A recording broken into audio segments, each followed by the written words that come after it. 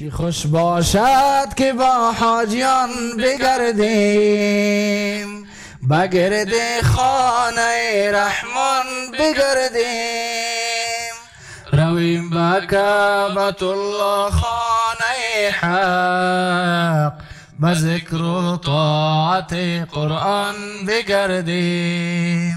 چه خوش باشد طواف کنان به کعبه، چشم گریان دل نالان بگردیم، لبیک گویم کنیم حق را ستایش، اخوت داشته با یک جان بگردیم. چی خوش باشد که با مولوی صاحب ما چند جا برادرها میخواستیم که بریم حج بریم دیگه، چی آمادگی بگیریم به خاطر این حج دیگه میخوایم که بریم مثال بخیر. بسم الله الرحمن الرحیم. هر انسان مسلمان که میخوایم به حج بره باید 4 آمادگی بگیره. اول آمادگی ایمانی بگیری، دوم آمادگی اخلاقی بگیری، سوم آمادگی مالی بگیری، چهارمش آمادگی علمی. یعنی 4 آمادگی. شما همین 4 چیزا باید خدا آماده بذاره. آمادگی ایمانی است که آجی اول وقتی که قصد میکنه که به بیت الله شریف بره، باید از نگاه ایمانی خدا تقویت بکند، عقیده توحید، عبادت، اگر گناه ها کرده از گناه های خود توبه بکنه، از اشتباهاتی که کرده از توبه بکنه و به بارگاه الله رجوع بکنه، زیاد توبه بکنه و ایمان خدا پخته بسازه. همچنان وقتی که مسائل شخصی خدا توبه کرد و از او خلاص شد، درباره حقوق مردم اگر پیسه کسی را خورده یا دین کسی بالایش است یا کدام وقت رشوت گرفته یا هر حقی که از مردم ضایع کرده، پول باشه مال باشه، ایره باید ببره و آدم پشت دروازه را تق تق بکنه و برش بگه که برادر اینی پولت یا اینی دینت یا اینی حقت، ایره تسلیم شو. دیگه کاری که میکنه اگر برای یک کس اذیت رسانده، کدام وقتی که کس جنگ کرده، قال مقال کرده، آبروی کسی را ریختانده، ظلم بالای از او کرده، حقش خورده، بره در پشت خانهش دروازه‌ش تق تق بکنه و از پیشش معذرت بخواه و برش بگه که من اشتباه کردم و غلطی کردم، تا ای که به خاطر ازی که در حج وقتی که انسان با به شکل یک ظالم بره، الله باز کی از ظالم دعایش قبول میکنه، باید از اون معذرت و معافی بخواه که اگر رو ببخشش و کوشش بکنه که او را عفو بکنه. دل بدل کن، دل بدل کن، دل بدل کن، الهی دل بدل کن، دل بدل کن، الهی دل بدل کن، دل بدل کن، اگر چی پرگناه.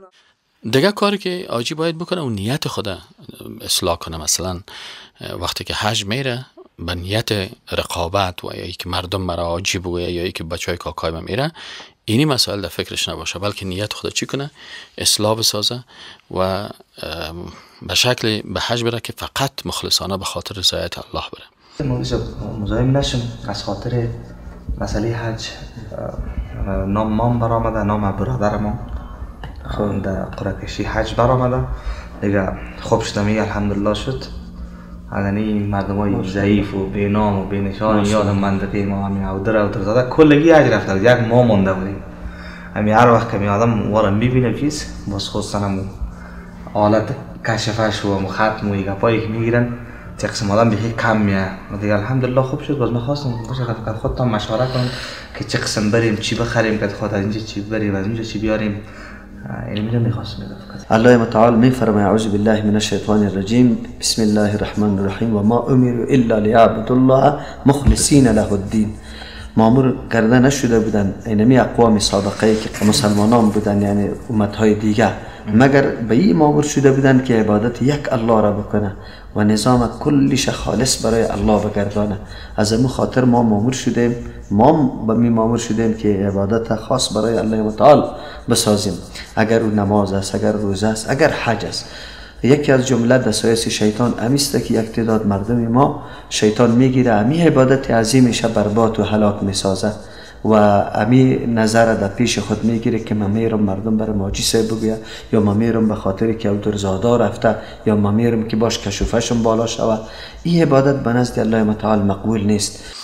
و دیگه از مسائل امی سیالی کردن و میمانی های اضافی و مصارف بیجا و دیگه پا اجتناب بکنم. مثلا وقت داری که بریم یک چکر طرف کمپانی و نقاش یک دانه گوساله بگیریم و صبح دیگه صبح شو بخیر دوستا و خاله ایمشان همه ایمشان پول گیرن بخواهیم یک میمونی دوستا را جمع کنیم به شکل خداحافظی و یک میمونی که ما حج میریم. و بیادر خونمو مولوی صاحب خودت رفتی باز آمدی پس بر من شروع کردیم مولوی صاحب میگه که ریاکاری نکنیم. اینمی ریاکاری نیست چی هستن؟ حالا تو از مردم همین کارا میکنن. حالا چگونه باز دادا از مردم آوردی؟ اما روز خودت گفتی که مولوی صاحب رفتم پیش 6 تن برای من به یک زبان گفت که مخلصین له الدین صحیح است که اخلاص بکنین. خودت آمدی همین آیت برای من خواندی. خب وقتی که اخلاص برای الله هست، حالا مردم چی پوشش میگرده که باز گوسفند بگیرم، شطور بگیرم، مچمیله بگیرم، باز مردم خوشحال بشن. خب باز این ریا رو داخل کردی برادر. نه خب مسئله ریا نیست، حالا از مردم هم میرقم خورده من قسم این از مردم خوردیم از مردم. تو اگر حج به خاطر رضایت الله میکنی، کم فقیر مسکین است 4 تا فقیر کمک کردی که اتش میری مثلا علاوه فلانی چیزا میگه تو کو گمش که برادر خیر ما را پیش میاره که تو دمی سفر تمام روز مردم بیخی از این پیش میگه یا الله دمی تو راضی میشی برو در 1-4 تا غریب کمک بکن. یعنی چیزا خیر تو ضرور نیست آدم بکنه. حالا خودت گفتی که اخلاص وقتی که برای الله میشه مردم چی میگن؟ مردم خوش میشه خفه میشه. هدف من است که آیا از نگاه شرعی ما مکلفیت داریم نداریم با دوستای خود همت یک میمانی یک گوساله یک خیراتی که پیش تو امروز کردی والا پیش از حج یک میمانی هست باز بسیاری کسا حج رفتن نمیتونن. چرا حج نمیری؟ میگه والا من به خاطر از این نمیرم که میمانی کردن نمیتونم. من به خاطر از این که باز مثلا میمانا رو چطور کنم مصرف میمانی که از 4 چند حج میشه. نمیگم تو یک دونه گوساله رو چند میری میخری 35-40 هزار فراد برو اینا رو گوساله بخر. ببینم تو مثلا نمیره گرفتی دیگه روزی که دیگه حج رفتن نمیتونه. اینمی که تو اینمی ریاکاری رو میکنی حجت خراب میکنیم. برادر به خاطر رضایت الله میکنیم. دوستای ما که هست ان شاء الله الحمدلله کدام دوست ما از غریب از بیچاره است. اگه غریب بیچاره است کش کمک میگی برو خفه کرد یک بوجیار بگی یک فیبروغن بگی برش بده خلاص برو بسیار. امیر رسول اکرم صلی الله علیه و آله نگفته که امو 7 طایفه که مولوی صاحب گفت که 7 طایفه که زیر سایه عرش الله میباشن یکیش کی هستن؟ یکیش کسی است که دست راست خود صدقه میده دست چپش خبر نمیشه. خلاص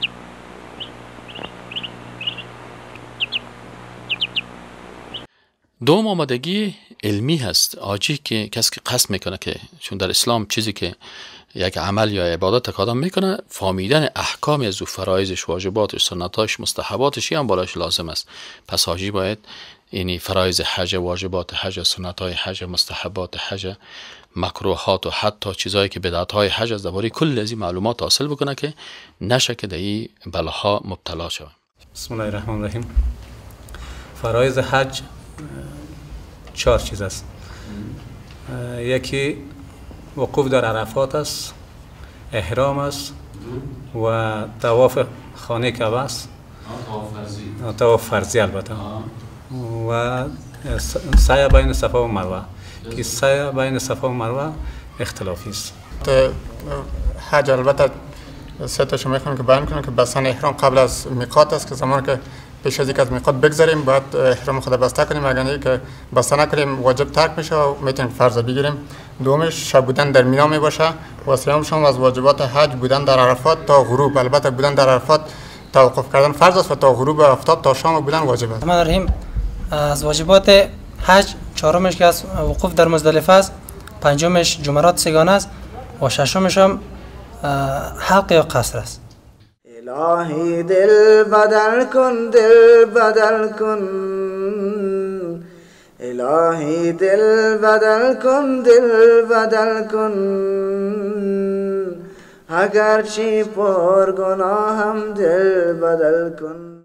دیگه آمادگی مالی هست که هم مثلا مصارف فامیل خوده و داشته باشه و هم مصارفی که به حج میره که اونجا بار دوش دیگران نشه ایره داشته باشه و برای سودای خانه خود و اموالی که در خانه ضرورت میشه کل زیر خریداری بکنه و بیاره در خانه خود همه چیز داشته باشه. هم مصارفی پای خانه خود و هم دیگه مصارف دیگه که مثلا ضرورت هایی که در اونجا داره، کمربند، بکس، احرام، چبلق، لباس، هر چیزی که اونجا ضرورت هست کلش بر خود آماده داشته باشه، آماده بکنه که وقت حرکت میکنه کل چیزا رو داشته باشه که اونجا باز محتاج نشه.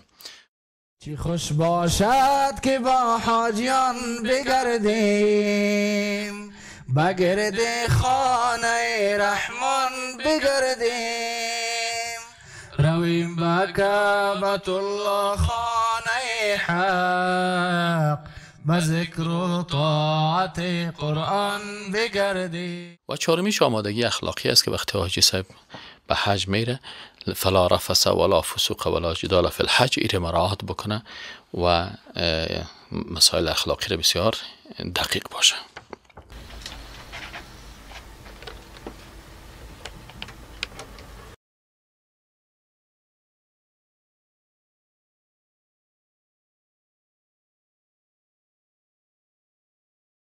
رفث ولا فسوق ولا جدال فی الحج.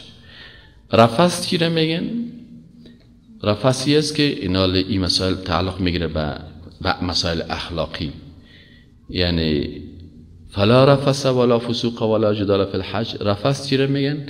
استخدام کلمات شهوت آمیز، حتی شوهر که به خانم خود میگه یا خانم بر شوهر میگه، یک انسان کلماتی که در او چیزی از شهوت و ایگپا باشه. ولا فسوق و همچنان کلمات فاسقانه، حرکات فاسقانه، مثلا دروغ، غیبت، مذاق بی جای، گپای بی جای، سخنای بی جای، اینه نگویه. ولا جدال و مجادله و گفتگو و قال مقال، جنگ و گپا. پس آمادگی اخلاقی چی است؟ که انسان الفاظ خود کنترل بکنه و اعمال خود کنترل بکنه و من حیث یک انسان با اخلاق تمام چشم خود کنترل بکنه. یک حاجی هست مثلا حج میره، متاسفانه در اتاقی که برش هتل داده میشه اونجا تلویزیون است، قرار 6 فیلم هندی سیل میکنه. یعنی از نگاه اخلاقی برازی که خوب است که تو در حرم شریف فیلم سیل میکنی. بعضی کساست غیبت میکنن، قال مقال میکنن، تیلگکان میکنن.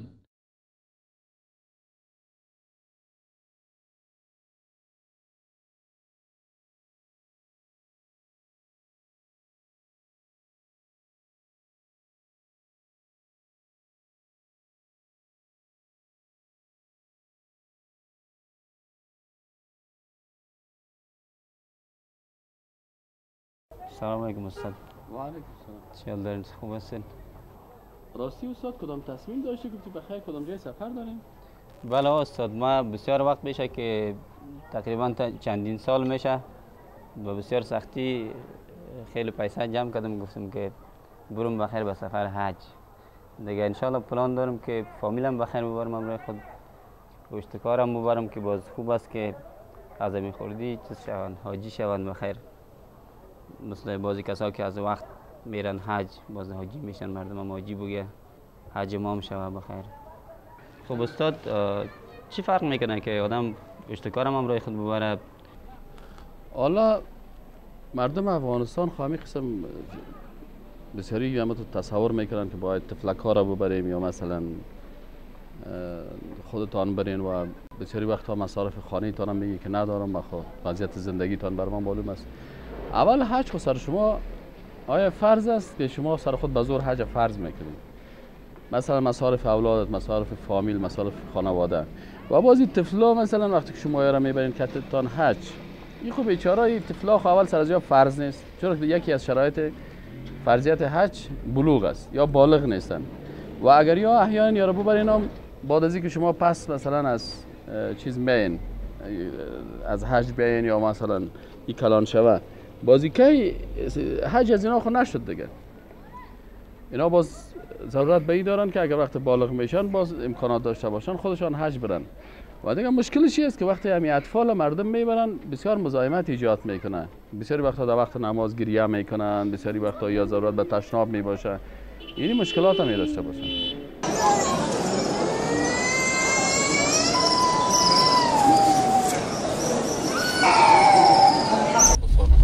مثلا واجب اول ما شما گفتیم که امی احرام بستن در میقات یا قبل از میقات، یعنی که قبل از میقات باید چی باشه؟ احرام بسته باشه. صحیح است نه؟ یعنی احرام بستن قبل از میقاتی واجب است. بله. دوم واجبش که چی است؟ دوم واجب باقی ماندن یا شب تیر کردن در کجاست؟ در مینا. این دو شد نه؟ سوم واجبت که پیش میری تا غروب آفتاب روز عرفات در عرفات ماندن. بله بله. این سه شد نه؟ بله. وقوف در عرفات فرض است و تا شام ماندن واجب است. آفتاب جزاک الله خیر. یعنی سه تا شد، سه شد نه؟ سه تا شد، چهار تا؟ چهار تا شد. بله. خب پنجمیش چی است؟ وقوف در مزدلفه است. بله. ها؟ بله. این 5 تا شد نه؟ ششمیش جمرات است. جمرات است. صحیح است؟ دم سر کوتی سنگ یک چی بود؟ دارلامان. دارلامان. خواست. صحیح شد؟ بله. ششمش جمرات شد. ها؟ بله. هفتمش قرب. هفتمش چی است؟ هفتمش امی ذبح هدی است. هدی. امی هدی که ذبح میکنی. بله. این شد هفتم نه؟ بله. هشتمش حلق یا قصر سر است. بله. ها؟ بله. و نهمیش هم طواف وداع است. یعنی 9 تا چی داریش؟ داریم واجب داریم. یاد گرفتی باز بگویم. بله یاد گرفتی. استاد واجبات حج 9 هستن. اولش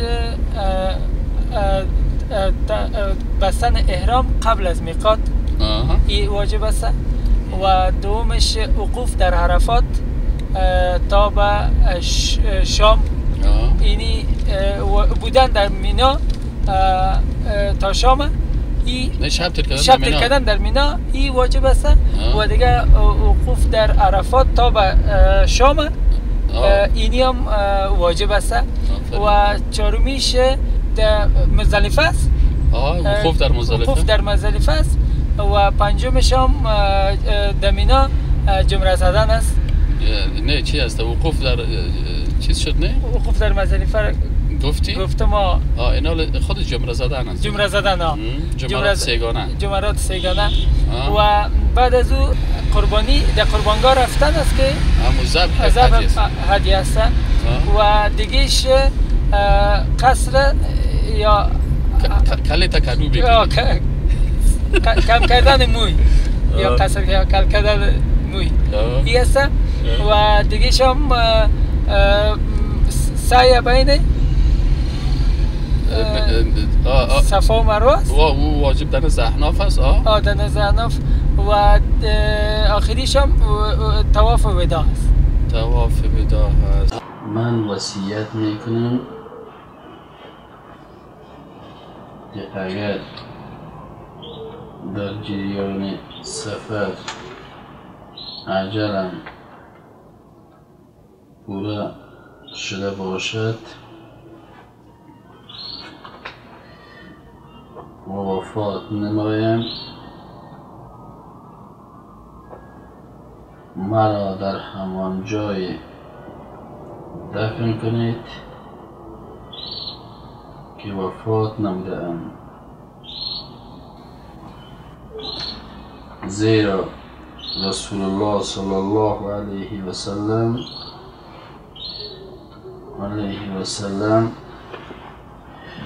رسول الله صلی الله علیه و سلم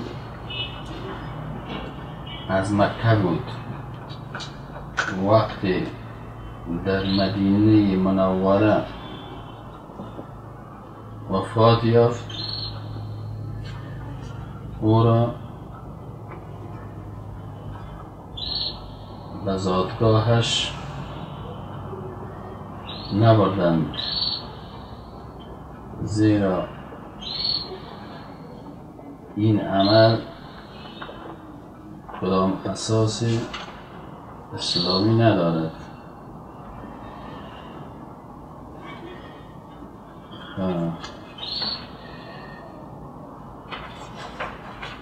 همچنان وصیت میکنم که مالهایم را که حق ورثه و یتیمانم می شود مصارف بیجا نکنید. روز 2 3 و شب جمعگی و 40 اساس شرعی ندارند. برای من این کارها را نکنید. از حق ورثه به نام خیرات و زکات، به نام خیرات و اسقاط که حق یتیمان می شود به کسی ندهید. قبرم را سمنت و گنبد نسازید، زیرا مخالف ارشادات نبوی می باشد.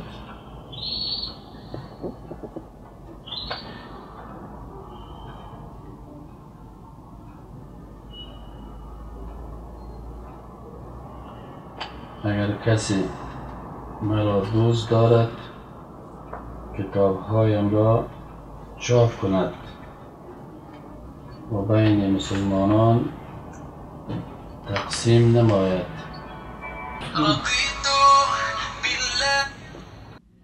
سلام علیکم. و علیکم السلام و رحمت الله.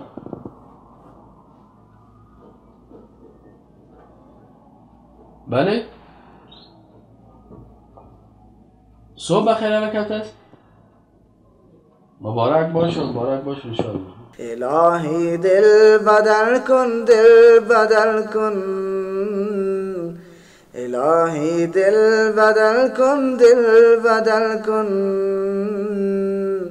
اگرچه پر گناهم دل بدل کن،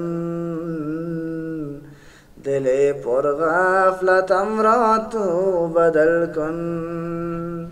الهی تو کریمی، تو رحیمی،